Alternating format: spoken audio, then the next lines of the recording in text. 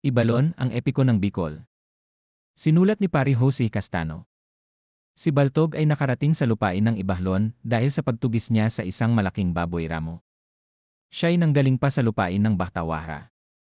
Mayaman ang lupain ng Ibahlon at doon na siya nanirahan. Siya ang kinilalang hari ng Ibahlon. Naging maunlad ang pamumuhay ng mga tao. Subalit may muling kinatakutan ang mga tao, isang malaki at mapaminsalang baboy ramo na tuwing sumasapit ang gabi ay namiminsala ng mga pananim. Si Baltog ay matanda na upang makilaban. Tinulungan siya ng kanyang kaibigang si Handyong.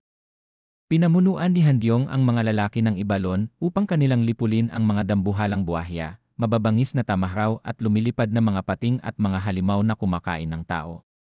Napatay nila ang mga ito maliban sa isang inkantadang nakapag-aanyong magandang dalaga na may matamis na tinig. Ito ay si Oriol. Tumulong si Oriol sa paglihpol ng iba pang mga masasamang hayop sa Ibalon. Naging payah pa ang Ibalon. Ang mga tao ay umunlad. Tinuruan niya ang mga tao ng maayos na pagsasaka. Ang mga piling tauhan ni Handyong ay tumulong sa kanyang pamamahala at pagtuturo sa mga tao ng maraming bagay. Ang sistema ng pagsulat ay itinuro ni Sural. Itinuro ni Dinahong Pandak ang paggawa ng palahyok na iluad at ng iba pang kagamitan sa pagluluto. Si Hablon naman ay nagturo sa mga tao ng paghabi ng tela. Si Ginantong ay gumawa ng kauna-unahang bangka, ng arahro, itak at iba pang kasangkapan sa bahay. Naging lalong maunlad at masagana ang Ibalon. Subalit may isang halimaw na namang sumipot.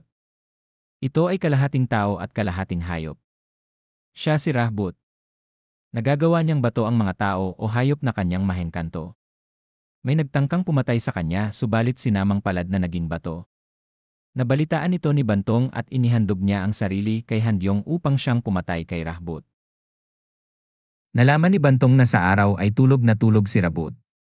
Kanya itong pinatay habang natutulog. Nagalit ang Diyos sa ginawang pataksil na pagpatay kay Rahbut. Di umano, masama man si Rahbut, dapat ay binigyan ng pagkakataong magtanggol sa sarili nito. Pinarusahan ng Diyos ang Ibalon sa pamamagitan ng isang napakalaking baha. Nasira ang mga bahay at pananim. Nalunod ang maraming tao. Nakaligtas lamang ang ilang nakaakyat sa taluktok ng matataas na bundok.